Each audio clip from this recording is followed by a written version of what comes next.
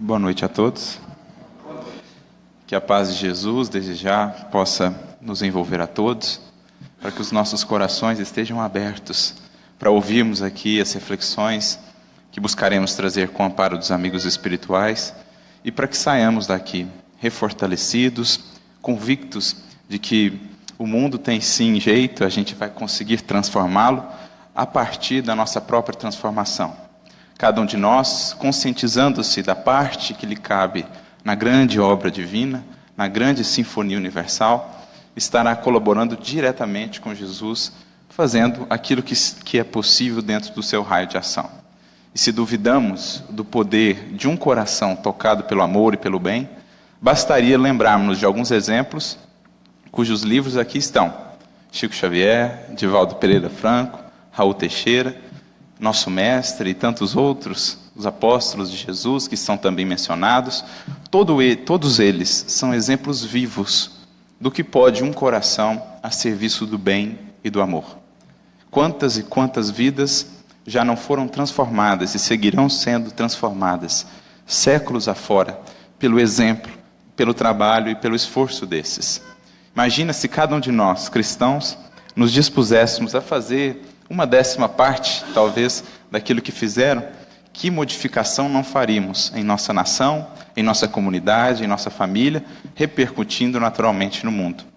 Por isso, gostaríamos de parabenizar a organização da feira, porque isso é muito importante, criar esse braço da doutrina espírita para além da casa espírita, promovendo o encontro com aqueles que talvez não tenham a oportunidade de estar no centro espírita. Isso é fundamental. Sobretudo, distribuindo instrução. A instrução que consola, que esclarece, que ilumina, que liberta a criatura humana. Já diria-nos Jesus: e conhecereis a verdade, e a verdade vos libertará. A instrução, o conhecimento e o entendimento das leis divinas vai aos poucos harmonizando a criatura humana a essas leis, fazendo com que ela tome atitudes e escolhas harmonizadas a essa lei, e, portanto, que vão gerar frutos doces, frutos de felicidade, de alegria e de paz ao seu coração e àqueles que convivem com ela. Instruir-se ou buscar o livro espírita é um dos fundamentos mais importantes do espiritismo.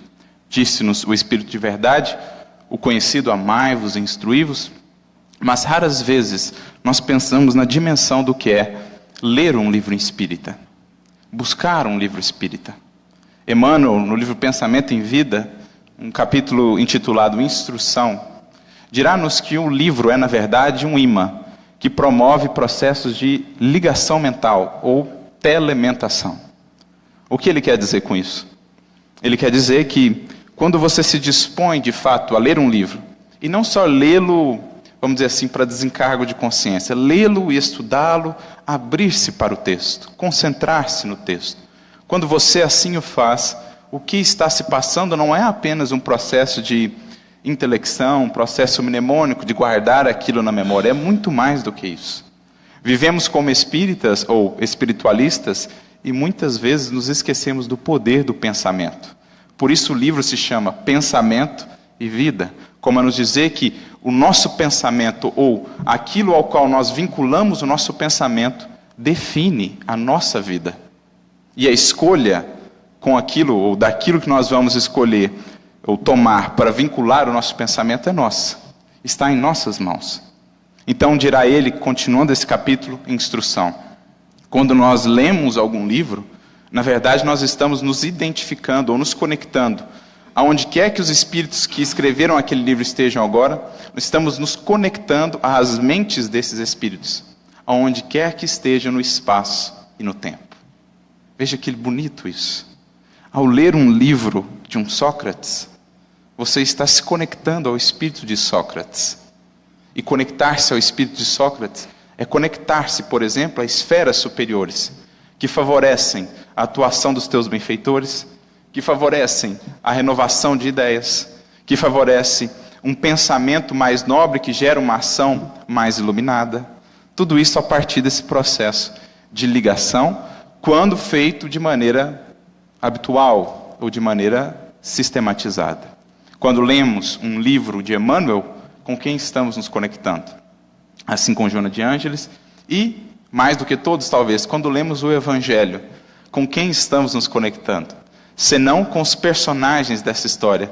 E quem são os personagens dessa história? Senão aqueles que de fato, com as suas vidas, escreveram o maior poema e mais belo poema da história da humanidade. Um poema de amor, um poema de fé, um poema de resignação. E acima dos seguidores, o grande mestre de todos nós, que também se dispõe a nos inspirar, a nos orientar, a iluminar o nosso raciocínio, claro, com reflexos na nossa ação, a partir do nosso estudo, da nossa busca sistemática pelo estudo. Daí a importância de uma feira do livro espírita, da divulgação espírita, seja por meio que for. É muito importante meditarmos isso. O espírito Neo Lúcio dirá: estudar sobre o Evangelho, meditando as suas lições, é um processo de imantação do espírito às esferas superiores. Em outras palavras, o que ele está dizendo? Quando nós nos dispomos a fazer esse estudo continuado, esse estudo disciplinado, com o coração aberto, né, com aquele espírito de criança, como Jesus dizia, né? Aquilo que é oculto aos sábios e entendidos da terra, é claro ou é revelado aos pequeninos, ou àqueles que se aproximam do Evangelho com humildade. Esses estão harmonizando ou conectando a sua mente às esferas superiores. E quando chegar o testemunho, quando chegar a dificuldade, quando chegar a prova, poderão mais facilmente acessar o pensamento do Cristo, agindo de maneira mais condizente com aquilo que lhes vai trazer mais paz, liberdade e felicidade. Um exemplo clássico que gostamos de citar para que vejamos essa importância do estudo continuado está no livro Paulo Estevão, também aqui presente. Um livro fantástico, um livro que de fato transforma as vidas, e digo pessoalmente, porque a minha experiência com esse livro foi verdadeiramente uma guinada na minha caminhada nesta encarnação. E há um caso interessante, já próximo ao final da obra, quando Emmanuel narra, o apóstolo Paulo já se preparava para dirigir a Roma, a cidade que ele sonhava em levar o Evangelho, a grande capital do império, a cidade dos Césares, tão famosa. Por muito tempo ele já vinha planejando estar naquela cidade, mas uma série de fatores adiava o processo, ele não conseguia lá estar. Quando estava tudo pronto já para ir, malas prontas, tudo preparado, bate alguém à porta da comunidade em que ele estava, pedindo então a ele auxílio. Esse alguém vinha de Jerusalém. Era o apóstolo, ou era um emissário do apóstolo Tiago, aquele com quem Paulo não tinha lá muita harmonia e proximidade. Então, diz ele ao apóstolo: nós estamos passando por momentos muito difíceis lá em Jerusalém. A perseguição se tornou bastante cruel. Os fariseus não estão mais dando a liberdade que antes davam à comunidade de Jerusalém, mesmo com a presença de Tiago, que era aquele que botava panos quentes na relação entre os judeus e os cristãos no cristianismo nascente. E então, Tiago envia, num ato já de última opção, um recado pedindo que Paulo voltasse, porque ele tinha experiência com os fariseus. Afinal de contas, ele havia sido um fariseu. Então ele sabia muito bem como lidar com eles, como relacionar com eles. Mas, como falamos, Paulo não tinha uma boa relação com o apóstolo Tiago. Isso estamos falando de um seguidor de Jesus que já tinha mais de 20 anos de apostolado nas costas. Então ele recebe aquele pedido. A primeira sensação que vem ao seu coração é recusar. Lá dentro, intimamente, ele pensa assim: mas quem é esse homem para me pedir ajuda agora, a essa altura do campeonato? Ele que sempre foi uma pedra no meu sapato, principalmente na questão, ou na relação ali, ou na problemática dos gentios, da circuncisão.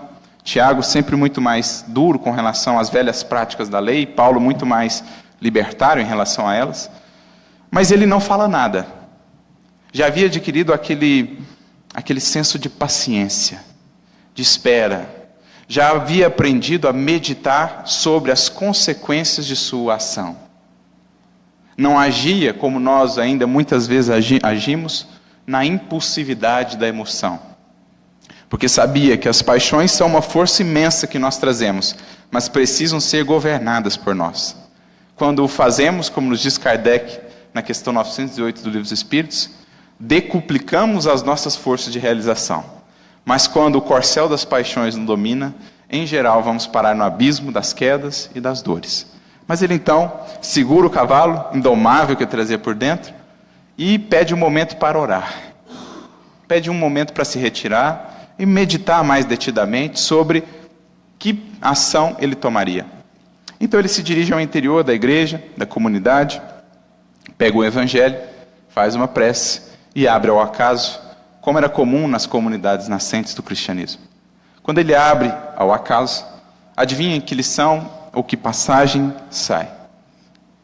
Reconcilia-te depressa com o teu adversário, enquanto estás a caminho com ele.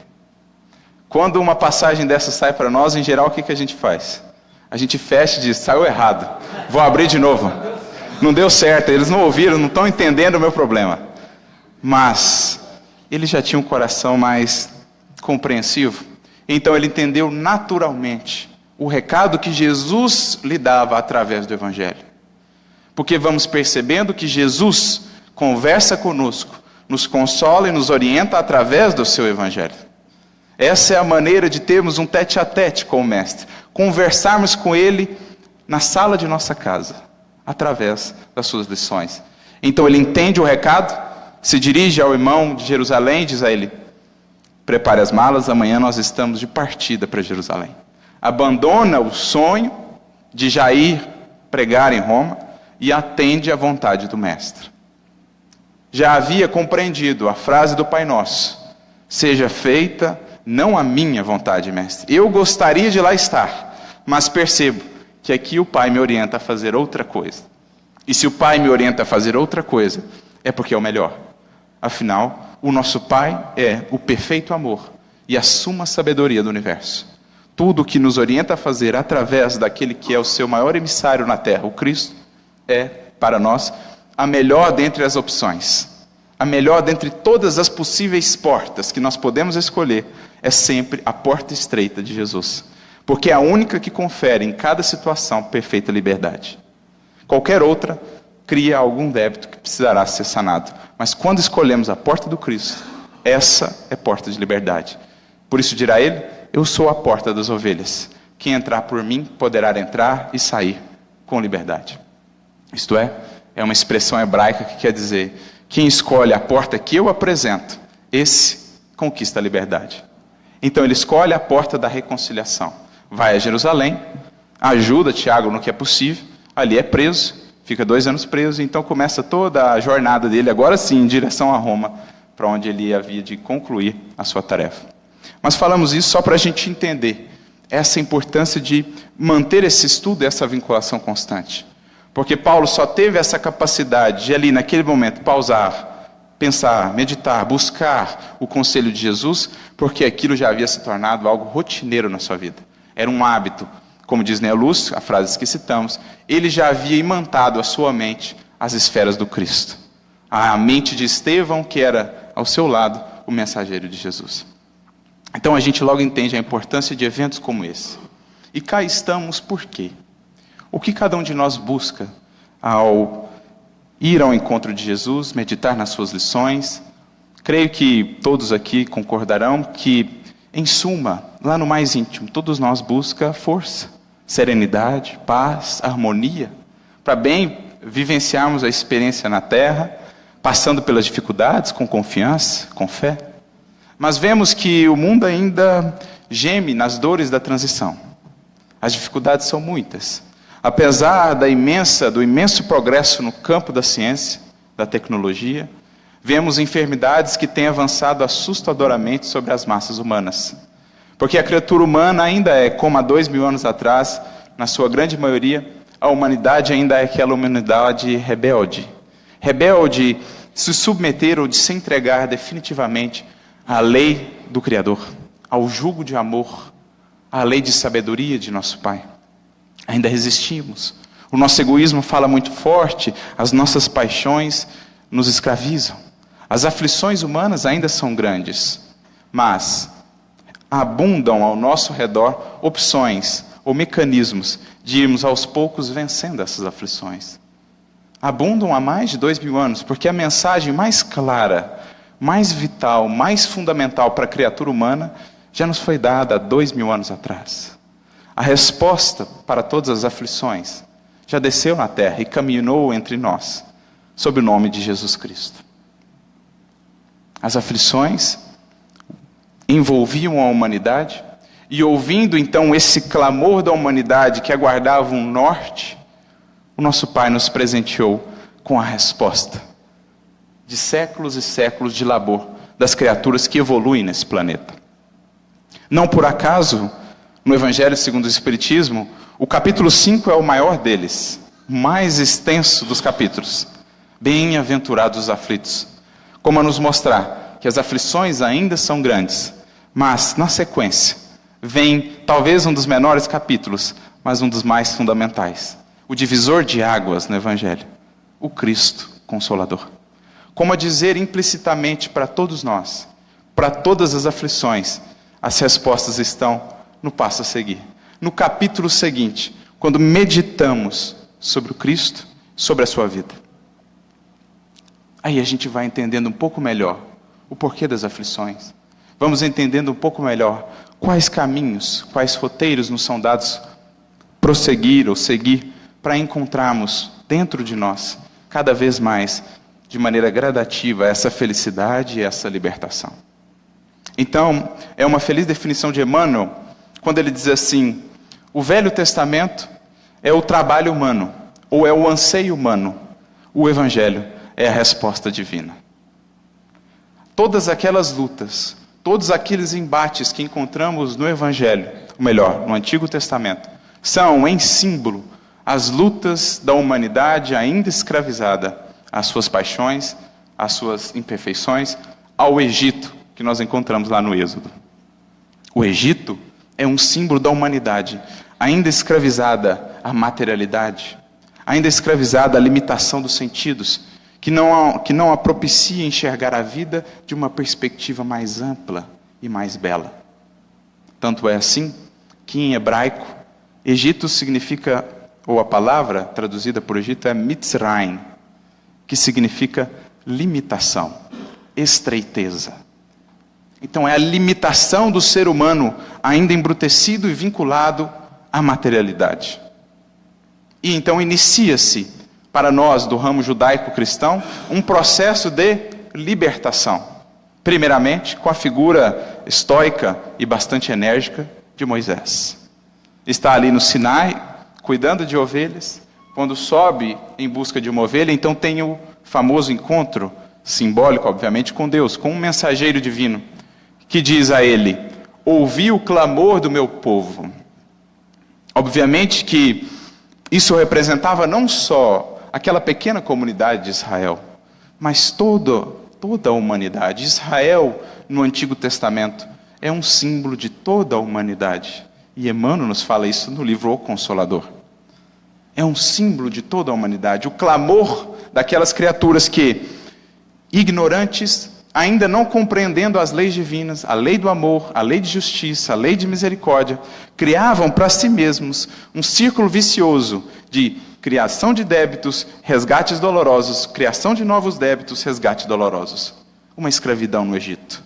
E então, uma intervenção divina, porque o processo evolutivo humano é um processo feito em duas partes, a ação humana e a bênção divina, ou a graça divina, um conceito que por nós espíritas não é tão trabalhado, mas é um conceito de que Deus atua, Deus é providência, Deus é previdência, e a criatura humana precisa fazer de sua parte o esforço ascensional. Quando essas duas coisas se conjugam, há crescimento individual e coletivo. Então há um investimento através de Moisés. Moisés é levado ao povo, iniciando esse processo de libertação do cativeiro. Iniciando o processo de libertação do cativeiro. Começa o êxodo, caminhando pelo deserto, ora em tendas, ora fora das tendas, em direção à terra da promissão. Que agora nós já vamos entendendo não se tratar de um local físico, mas sim de um estado de espírito, de perfeita comunhão com o Criador. Mas vejamos o símbolo, caminhando pelo deserto. Ora, o que não é isso senão a jornada da criatura humana caminhando para dentro de si mesma, num deserto ainda, pela ausência da água do amor divino, que traz vida, que transforma o deserto em Éden, como nos diz Emmanuel. A criatura humana caminhando ainda pela esterilidade do seu mundo interior, a ausência de frutos, a ausência de vida espiritual, por conta da condição ainda de ignorância. Ora em tendas, ora fora das tendas.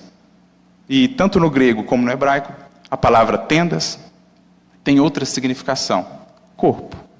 O próprio apóstolo Pedro dirá: em breve eu deixarei esta minha tenda, ou esse meu tabernáculo, porque o Senhor já me revelou. Então, caminhando pelo deserto, ora em tendas, ora fora das tendas, ora em corpo, ora fora do corpo, mas sempre caminhando em direção aonde? A terra da promissão. Moisés leva o povo até um ponto.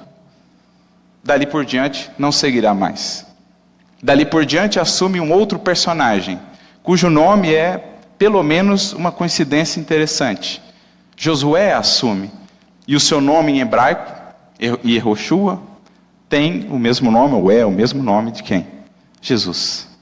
Como a dizer já num símbolo, numa figura, todo esse processo que se iniciava ali atrás, com Moisés, e Cristo assumindo dali por diante, levando, enfim, a humanidade, conduzindo-a como guia e como modelo a essa terra da promissão que todos um dia alcançaremos. Então nós percebemos logo esse processo muito bem estruturado da espiritualidade, sob a orientação do Cristo e sob a orientação, em última instância, de Deus, para aos poucos ir libertando a humanidade da escravidão às aflições, para que ela compreenda de onde nascem essas aflições, para que ela entenda, como falamos, conhecereis a verdade, identificando essas aflições e principalmente as raízes dentro de nós, poderemos então atuar, tendo como modelo de ação o Cristo. Por isso, logo nós percebemos que a Boa Nova não é um conjunto de textos. A Boa Nova não é um conjunto de páginas. A Boa Nova não é esse livro que nós podemos tocar. A Boa Nova é uma vida.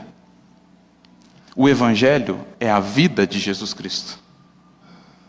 Ele é o Evangelho, Ele é a resposta para as aflições da humanidade. Na medida em que entendemos o que nos disse e o que fez, e buscamos incorporar isso à nossa vida, encontramos consolação. Na medida em que nos dispomos a caminhar nessa peregrinação em direção à terra prometida, vamos encontrando gradativamente consolo. Consolo que nasce do entendimento e do amor que passa a conquistar o nosso coração. Porque não há força maior de libertação do que o amor, aliado à sabedoria. Então o Evangelho é a vida de Jesus. E na medida em que nos dispomos a incorporar essa vida, vamos galgando os degraus da libertação e da consolação.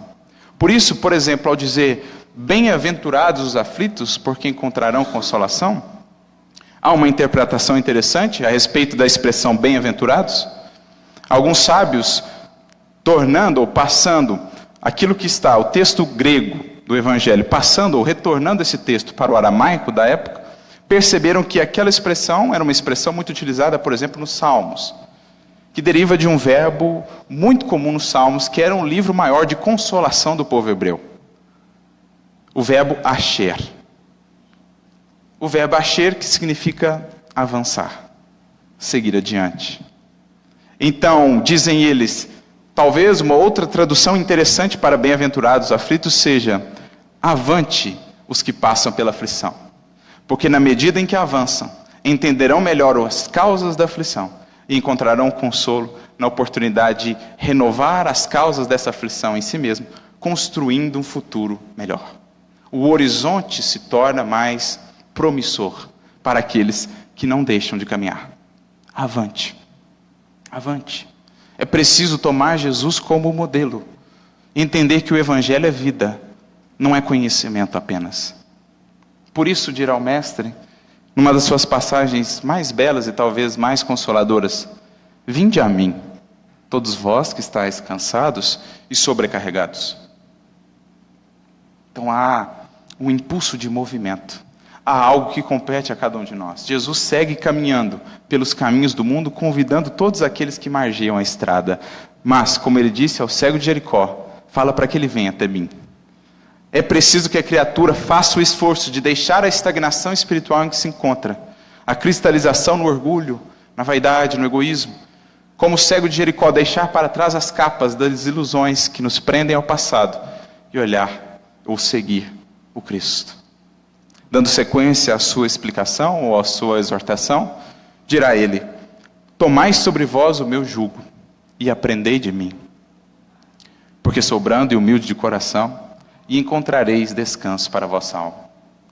Então logo nós percebemos que há uma condicionante aqui, ou melhor, duas condicionantes. Para que eu alcance o descanso lá no final da frase, eu preciso antes fazer duas coisas: tomar sobre mim o jugo do mestre e aprender com ele. São as duas chaves libertadoras da criatura humana. Tomar o jugo representando o quê? Na linguagem rabínica, cada rabino tinha o seu jugo, que era a interpretação que dava da lei, como resumiam a lei. E aqueles que se tornavam seus discípulos se dispunham a tomar sobre as costas o jugo daquele rabino. Então era como eles resumiam a lei. Para viver de acordo com a lei divina, o que eu tenho que fazer? Esse é o jugo do rabino. Cada um tinha o seu. Alguns resumiam isso em 613 mandamentos, outros em 10, outros em 2. Jesus também disse qual era o dele. Como é que ele resumiu toda a lei e os profetas? Amar a Deus de todo o teu coração, de toda a tua mente, de todas as tuas forças. Primeiro mandamento. Amar ao próximo como a si mesmo. Segundo mandamento. Não foi ele que trouxe pela primeira vez essas frases. Já estão lá. Deuteronômio capítulo 6, Levítico capítulo 19. As duas estão lá. Mas ele recolhe as duas e diz: vocês querem saber qual a minha interpretação da lei? Qual o meu jugo? Porque também sou mestre. Aqui está. Resumindo, em uma palavra o jugo de Jesus, qual seria? Amor. Aqui está presente nos dois mandamentos. Tomar o jugo dele, portanto, é deixar-se conduzir pelo amor. Ter uma vida inspirada pelo amor. Mas não um amor como nós muitas vezes o concebemos, mais próximo do egoísmo do que de fato do amor. Quantas atitudes tomadas em nome do amor que estão bem distantes daquilo que seria de fato amar alguém. O amor como ele nos ensinou. Amor doação. Amor que se assenta sobre a renúncia. Amor que não espera recompensa. Como ele disse a Maria Madalena, quando ela falava a ele: mestre, eu tenho amado, mas eu ainda tenho sede de amor. Eu ainda tenho sede. E então ele diz a ela: mas é preciso que você repense que amor tem sido esse. Porque o amor legítimo e o amor divino é aquele que nunca espera nada em troca. É aquele que já percebeu que a maior glória da vida é amar. É criar a felicidade do outro, é gerar a paz por onde passamos, é iluminar. Quem percebe isso, percebe que a fonte da felicidade não está fora de si, mas dentro de si. Por isso ele conclui para ela: viver bem, Maria, é saber imolar-se. Isto é, quem aprendeu o código, ou quem aprendeu o segredo da doação, entendeu o grande mistério da vida. Quem quiser salvar a sua vida, perderá. Mas quem perder a sua vida por amor, esse a encontrará. Então tomar o jugo é deixar-se conduzir e inspirar pelo amor. E aprender com ele. Buscar a sabedoria. A sabedoria que nos esclarece melhor o universo, a lei divina, que nos ajuda a entender melhor como as nossas ações podem, se afastadas dessa lei, criar infelicidade para nós mesmos. E como seria mais sábio procedermos segundo essa lei. Entendendo que o papel da lei divina não é de maneira nenhuma nos limitar, mas sim governar ou atuar de maneira a manter, dentro dos padrões possíveis, na condição espiritual que estamos, a felicidade de todos. A lei divina atua sempre para o bem de todos. E toda vez que atuo apenas para o bem de mim mesmo ou dos meus, estou, de certo modo, agindo contrariamente à lei divina. Então, amor e sabedoria. Eis a chave para o descanso da alma, que poderíamos dizer, esse consolo. Óbvio que esse descanso prometido por Jesus não é a inércia. Bastaria refletir sobre a sua vida e dos seus seguidores. Algum deles, algum cristão legítimo, teve uma vida de facilidades? Procuremos na história aquele que realmente nós vimos, esse sim seguiu Cristo. Veremos vidas fáceis? Duvido que achemos alguma nesse sentido. Então, o descanso que ele promete é o descanso do consolo, da consciência tranquila, da paz íntima, que é o maior tesouro dado à criatura conquistar aqui na terra. E além. Esse é o descanso por ele prometido. E é só na medida em que nos dispomos a tomar a vida de Jesus como exemplificação e como roteiro diário de ação, estamos seguindo e no caminho, avançando e desenvolvendo os nossos espíritos, encontrando a consolação. Isso é importante. Mas como nós sabemos, Jesus não poderia permanecer para sempre conosco, pelo menos fisicamente.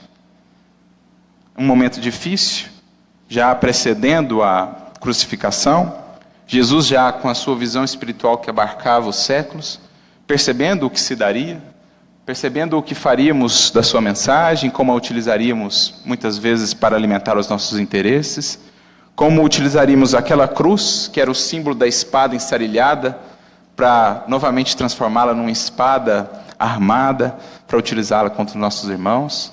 Jesus que já sabia que os apóstolos haveriam de demandar, mas naquele momento, busca ele ainda, sem pensar em si, consolar aqueles seus seguidores.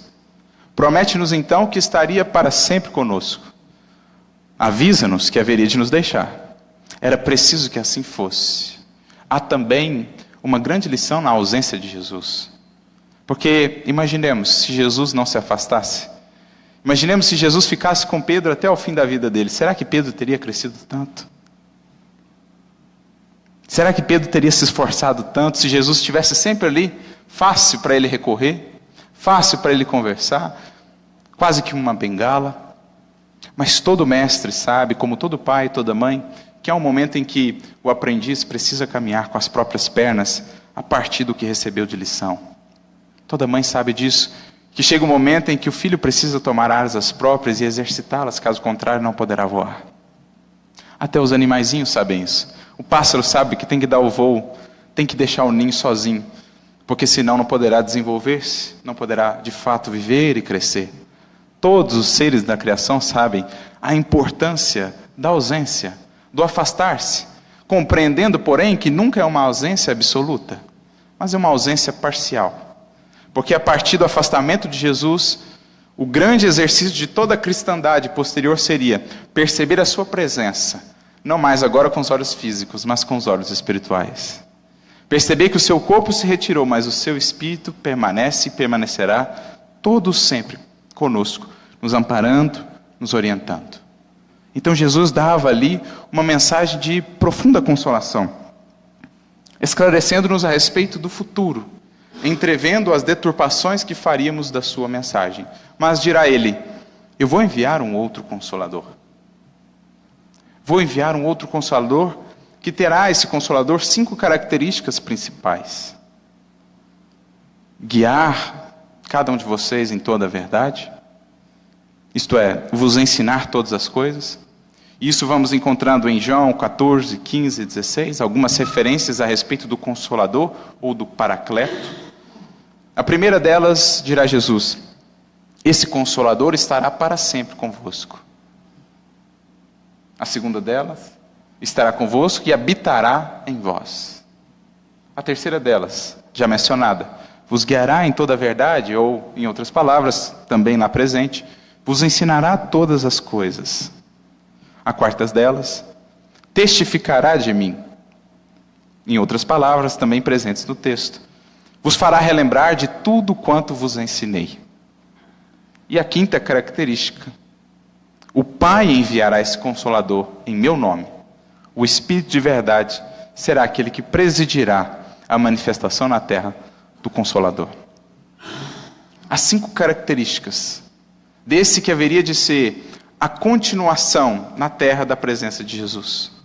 Ou, em outras palavras, como vemos no texto bíblico, a segunda vinda de Jesus, o retorno de Jesus, agora em palavra, em espírito e verdade, através das suas lições mais esclarecidas, clareadas, a partir de todo um processo de maturidade do espírito humano, da humanidade, que se iniciaria de 2000 anos atrás, concluindo ou culminando ao momento aprazado no século XIX.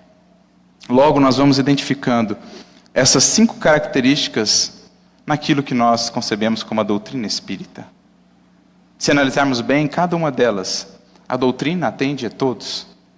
Primeiramente, se fosse um novo enviado, um missionário, como ele estaria eternamente conosco? Como seria uma presença constante? Mas, se pensarmos pela condição de uma doutrina, de uma mensagem, que passaria a fazer parte do patrimônio cultural, espiritual da humanidade, ela estará muito bem pela eternidade conosco. É o que os Espíritos nos dizem na questão 798 do Livro dos Espíritos. A doutrina espírita se tornará a crença comum. Não no sentido de que todos se tornarão espíritas, ou todos serão espíritas no sentido que Kardec deu a palavra espírita, aquele que entende as leis espirituais. Porque são leis naturais, como a lei da gravidade. Creio nenhum de nós aqui duvide da gravidade. Basta soltar alguma coisa aqui, vamos ver logo a gravidade atuando. Creio nenhum de nós aqui duvide do heliocentrismo no sistema solar. Creio que nenhum de nós aqui duvide da esfericidade da Terra, que não é bem esfera, mas pelo menos não é chata, não é plana. São leis físicas, naturais. Assim também são reencarnação, progresso, causa e efeito, mediunidade. Tudo isso são leis que existem e que regem essa relação entre mundo físico e mundo material. E dia virá em que elas serão de conhecimento de todos. Embora nem todos se digam espíritas, mas todos o serão, porque terão no arcabouço de conhecimento essas leis. Por isso, ele estará para sempre conosco, como forma de conhecimento adquirido da humanidade. A gravidade estará para sempre conosco, talvez aperfeiçoada quando vamos compreendendo melhor a unidade de todas as leis do cosmos. Mas a ideia estará ali sempre conosco. A segunda característica, habitará em vós. O Consolador, de fato, habitará em nós como? Uma vez que recebemos esse arcabouço de conhecimento de fora e o interiorizamos, e ele passa a fazer parte da nossa estrutura de pensamento e de ação, ele passa a habitar em nós. Quando Jesus diz, e conhecereis a verdade, e ela vos libertará, é importante definir a diferença entre conhecer e estar informado a respeito da verdade. Porque o conhecimento é algo mais já concretizado, algo mais já assentado. Quando eu juntei aquelas informações, fiz as conexões, e aquilo passou a fazer parte da minha estrutura de ser. Por isso nós não dizemos, espíritas, eu acredito na reencarnação. Porque isso já faz parte da nossa estrutura de saber. Nós sabemos da reencarnação. E isso, naturalmente, deve ter reflexos na nossa ação. Pelo menos deveria. Porque o conhecimento disso acarreta responsabilidade. Duas coisas que andam sempre lado a lado no universo e na criação: conhecimento e responsabilidade. Liberdade, ação e responsabilidade. São duas coisas que são siamesas, não se separam. Então essa é a segunda característica do Consolador, que vamos logo identificando com o Consolador prometido, a doutrina espírita. A terceira delas, vos guiará em toda a verdade.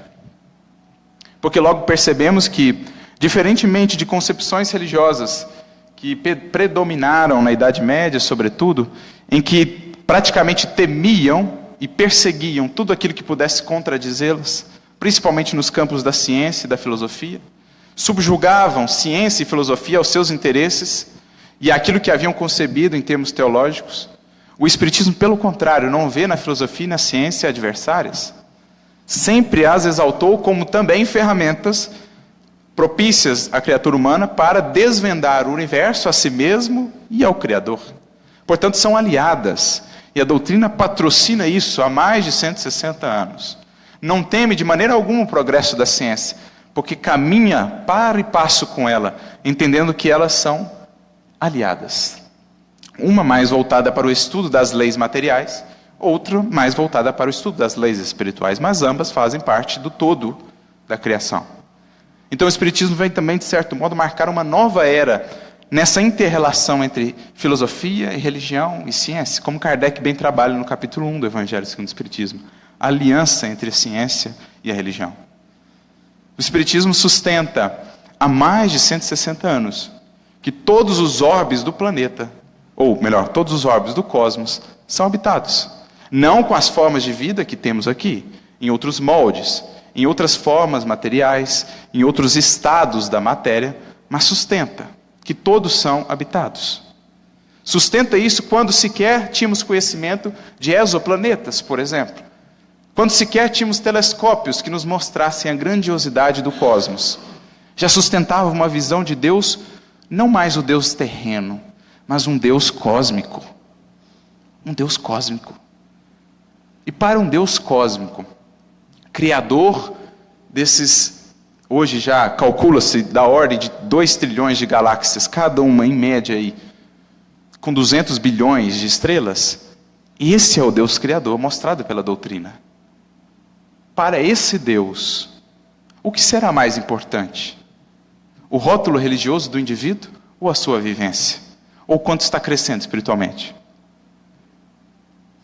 É um Deus, portanto, que universaliza a mensagem. A doutrina espírita, em essência, é universal como era o Evangelho do Cristo. Nós que criamos as barreiras, as restrições, as necessidades de rituais específicos para segui-lo ou adorá-lo.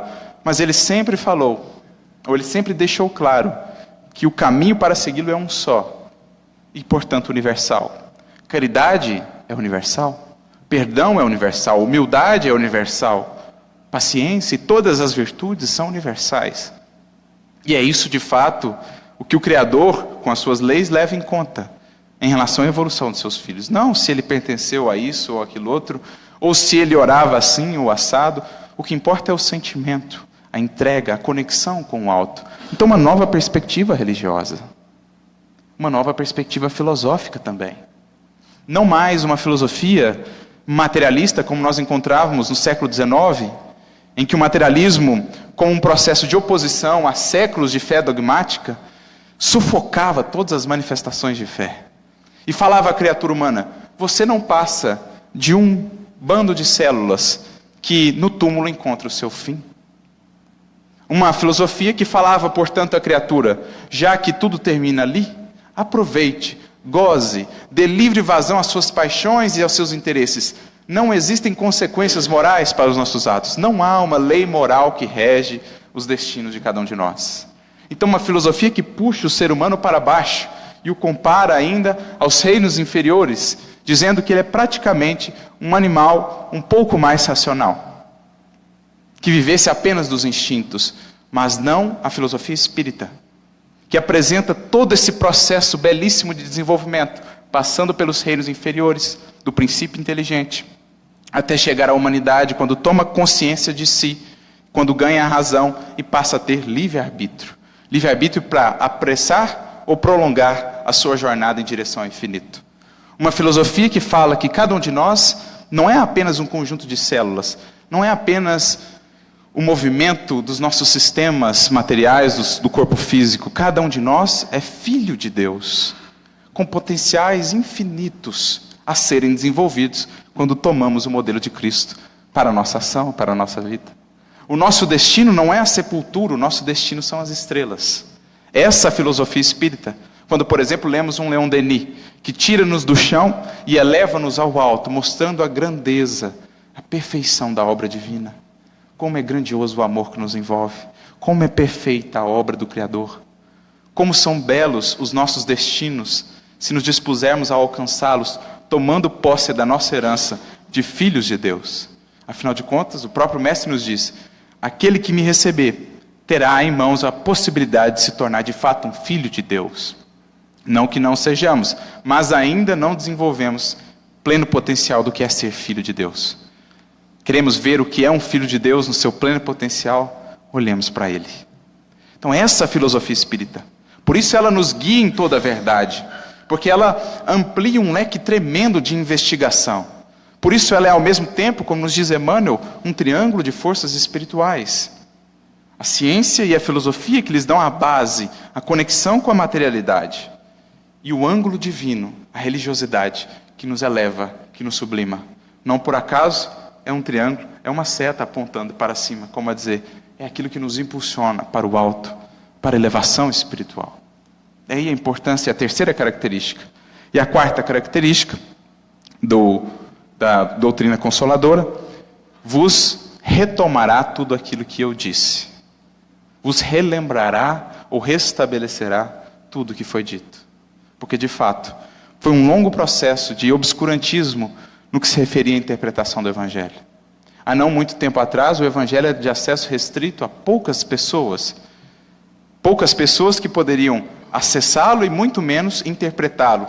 E sempre ao interpretá-lo, tendo interesses em vista. Claro, com louváveis e meritórias exceções em todos os tempos da humanidade.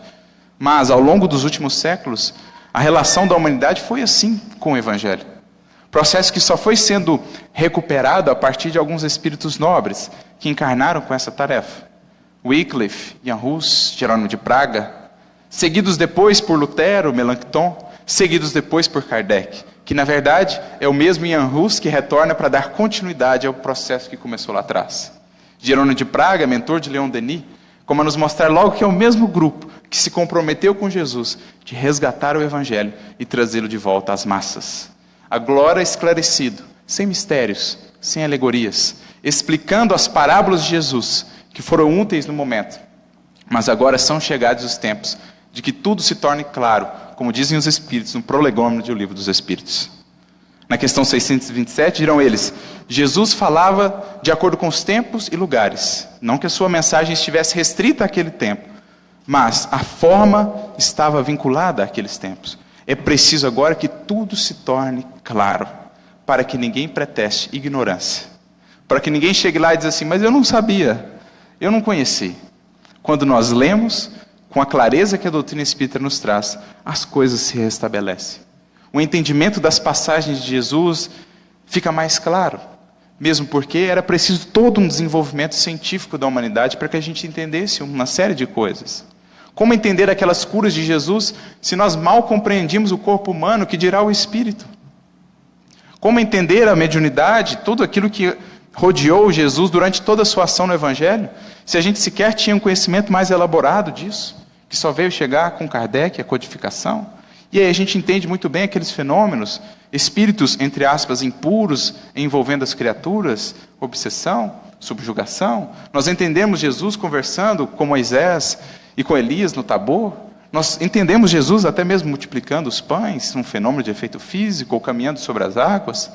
A ressurreição de Lázaro, que na verdade não era uma ressurreição na literalidade do termo, mas sim uma cura. Lázaro passava, como nos diz Bezerra de Menezes, por um processo cataléptico agudo, e Jesus o retraz à vida, o torna novamente à vida. Tudo vai sendo esclarecido, restabelecido, e vamos pegando a essência da mensagem.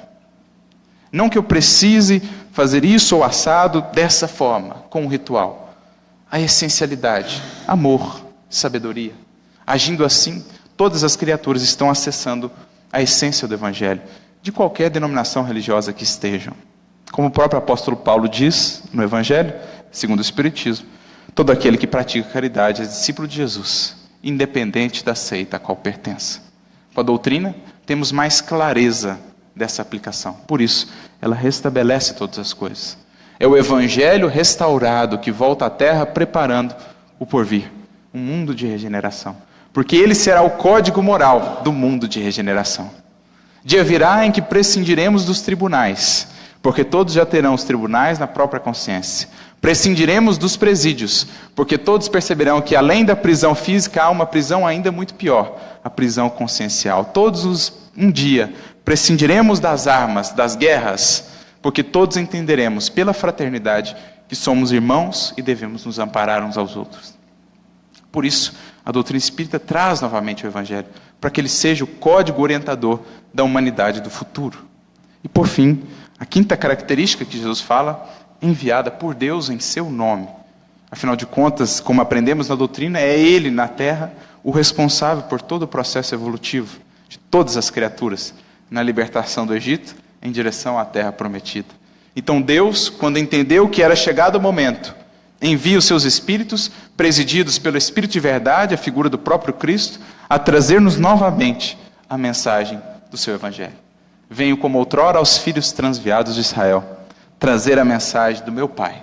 Lembrá-los que acima das dores reina um Deus que faz crescer as sementes, movimentar as ondas, esse Deus amoroso que nunca descuidou e descuidará da mensagem da evolução da humanidade.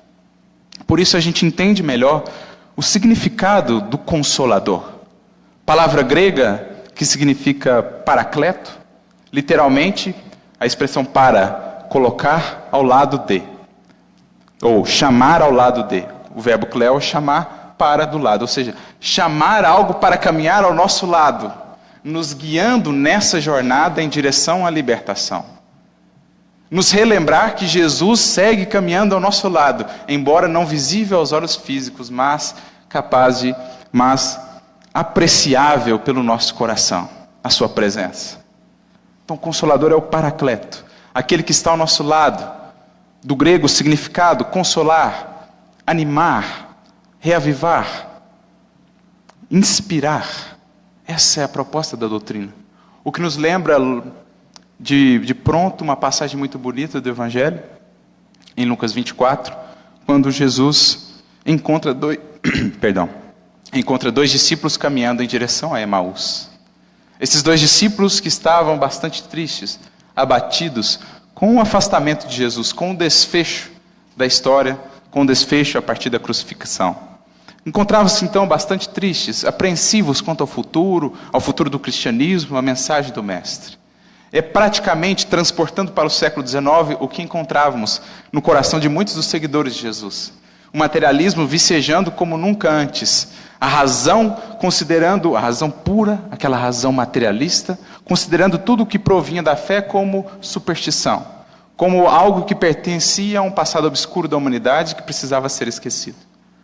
O mundo, no século XIX, eram os discípulos de Emaús, caminhando tristes, sem saber o que nos aguardava logo ali adiante. Mas não percebiam, logo percebe, que alguém caminhava ao seu lado. Não percebiam quem? Não percebiam do que se tratava, mas sentiam em seu coração que aquela presença lhes trazia uma profunda consolação. Sentiam um calor no coração. E aquele peregrino leva-os então, pelo caminho, até um porto seguro, uma estrebaria, uma pousada, onde pudessem passar a noite com mais calma, com mais tranquilidade.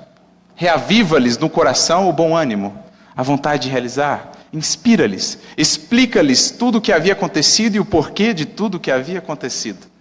Começando por Moisés, explica-lhes toda a lei. Qual não é essa figura da passagem de Emaús, senão o simbolismo do retorno do Cristo, caminhando ao nosso lado, através do Consolador prometido? Falando-nos ao coração, explicando-nos todo esse processo e levando-nos a uma pousada de mais paz e de mais harmonia que nos aguarda ali adiante, depois da nossa travessia, em direção ao mundo novo. A caminhada de Emaús é esse símbolo de Cristo, caminhando sutilmente, de maneira anônima, ao nosso lado, nos conduzindo ao novo reino, ao reino divino. É Jesus novamente presente, porque a grande lição nossa, como falávamos, dos cristãos após a partida do Mestre, é identificá-lo ao nosso lado, não com os olhos físicos, mas com os olhos do Espírito. Porque Jesus não se afastou de todo, recuou apenas aos bastidores, de onde ele sempre agiu anonimamente. Porque, como dirá Estevão, no livro Paulo Estevão, Deus, e também nós podemos aplicar isso ao Mestre, atuam em silêncio e não concorrem com as vaidades da criatura. Jesus recuou para os bastidores, mas a sua ação segue patente ao nosso lado. Basta treinar os olhos para ter os olhos de ver. Isso o Consolador prometido nos propicia, porque ele é em verdade um facho de luz a nos guiar nessa caminhada. Por isso, eu gostaria de encerrar com uma mensagem de Emmanuel no livro Opinião Espírita, que se chama Facho Libertador. Consolador prometido por Jesus, o Espiritismo alcança o homem por mensageiro divino, estendendo-lhe as chaves da própria libertação. Então o Espiritismo é aquele que alcança o homem na caminhada para Emaús, estendendo-lhe as chaves, amor e sabedoria, da própria libertação.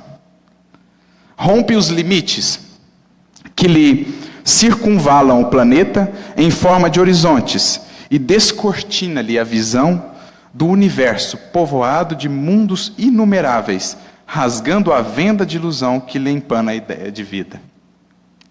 Rasgando a venda da ilusão que nos empana e nos impede de perceber a vida em toda a sua beleza, em toda a sua glória. Porque a única coisa que nos impede de ver essa vida que nos circunda em todo lugar do universo são as sombras que ainda partem do nosso mundo interior. Vencidas elas, rompido o véu, passamos a ver a atuação e a providência divina em cada passo. Funde as grades da incompreensão, entre as quais se acredita cobaia pensante em vale de lágrimas. E fala-lhe de justiça perfeita e da bondade incomensurável do Criador, que concede oportunidades iguais a todas as criaturas.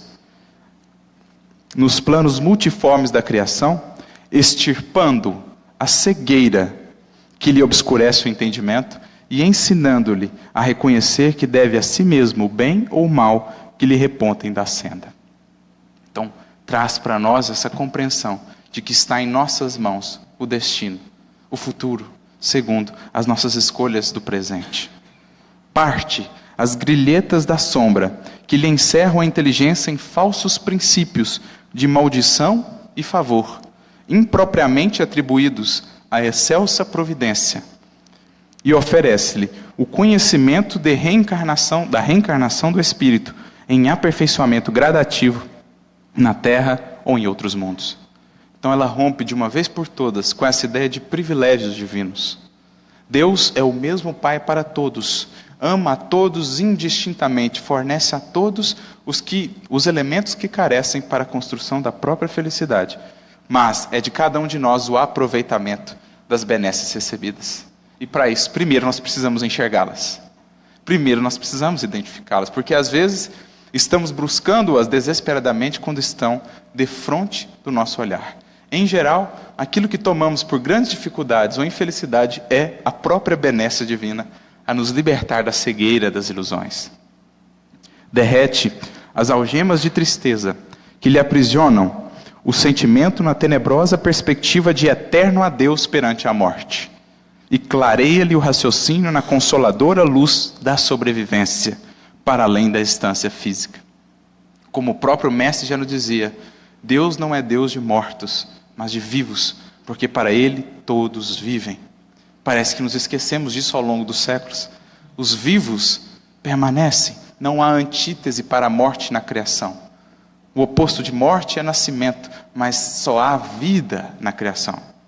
Só não há uma vida cada vez mais abundante porque ainda insistimos em permanecer na vida limitada. Solucionando em cada um de nós os problemas da evolução e do ser, da dor e do destino, o Espiritismo é o facho libertador, desatando correntes de angústia, demolindo muralhas de separação e eliminando clausuras de pessimismo e abolindo cativeiros de ignorância. O nosso Egito. Se te encontras, quanto nós, entre aqueles que tanto recebem da nova revelação, perguntemos a nós mesmos o que lhe damos em serviço e apoio, cooperação e amor, porque sendo o Espiritismo crédito e prestígio de Cristo entregues às nossas consciências endividadas, é natural que a conta e o rendimento que se relacionem com ele seja responsabilidade em nossas mãos. Portanto, temos em mãos essa luz, quisera ou queira Deus e cada um de nós, que possamos aproveitá-la para avançar em direção, enfim, a essa libertação, a essa harmonização com a vida do Cristo, porque não há outro caminho, de fato, para a paz, para o consolo, para a esperança e para a felicidade, que não o amor e a sabedoria que Ele e os seus mensageiros nos legaram. Que Deus nos abençoe a todos, muita luz e muita paz. Muito obrigado.